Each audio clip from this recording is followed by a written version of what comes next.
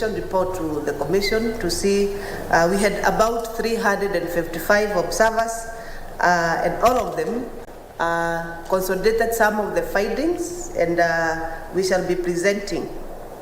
But the few issues, and I will mention them very fast, we still have to answer, as has been enumerated by previous speakers here, the gender question, the inclusion question.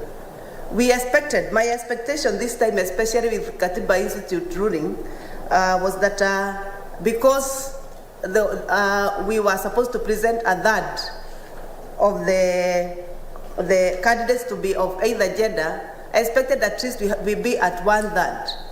But unfortunately, we are at 11% in terms of just candidate presentation.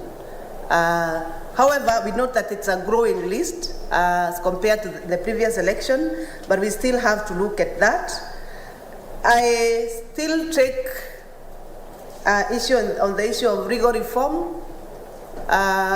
Some of the issues that we wanted to correct during that election, especially, this is passionate to me, the question of independent candidates. I still believe that once a person decides to run as independent candidate, he should run as an independent candidate right from the word go.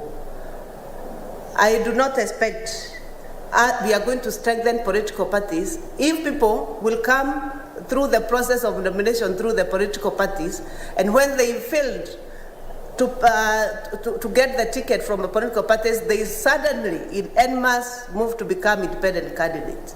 I know we were committed as an IBC to close that gap, that once you decide you want to be an independent candidate, and I think that was the spirit of Article 85 of the Constitution, once you decide that you want to be an independent candidate, then you become independent candidate even before you decide to participate in party nominations. They are either way. You either participate through the party or through independent candidate. That is the only way to strengthen the party, because because the minute you jump after an election, a nomination has happened, and you become independent, then you go with all manenos against the political party, and probably you are even defeated squarely by the nomination process. Then you go with all the dirty words against that political party, and you weaken the candidate that have already defeated you. I think that is not a fair game. That's in an area in this electoral cycle we need to look at, so that we strengthen and institutionalize political parties and strengthen them. The other issue is the institutionalization of political parties.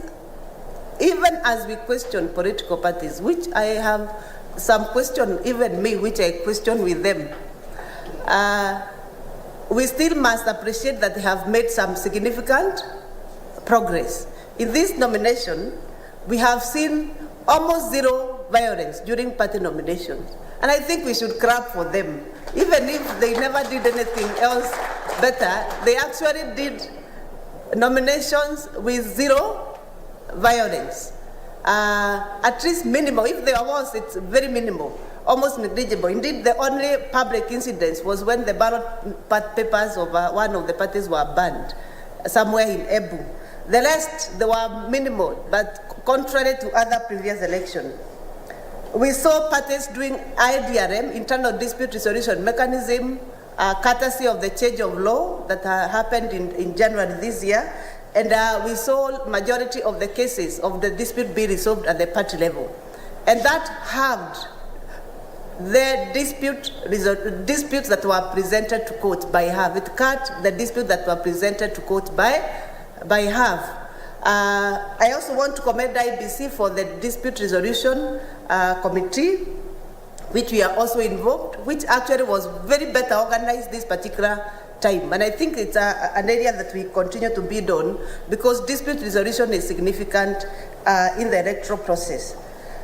As I finish, it is also important to look at the role of technology in elections, and how we can leverage with each other's technology so that we make the process smooth.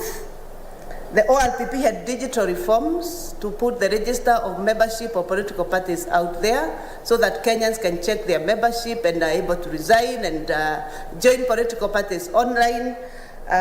We integrated through API addresses with the citizen data, with the person with disability data, and we are in the process of integrating with IBC. We were not able to finish that in terms of getting API address, not really integrating, but getting API addresses between the databases. And I think this time we should focus to do better integration so that we leverage on each other's services and data, and we make it smooth for electoral managers. When they are doing nomination, you don't have to have people, you just have to check yourself from where you sit, and you're able to confirm the membership of various political parties. I think that is an area that we want to focus on. We integrate the databases and try to work together. I want to stop there and commend each and every stakeholder seated here for the contribution you made to make this country better and peaceful during the last general election. Thank you so much.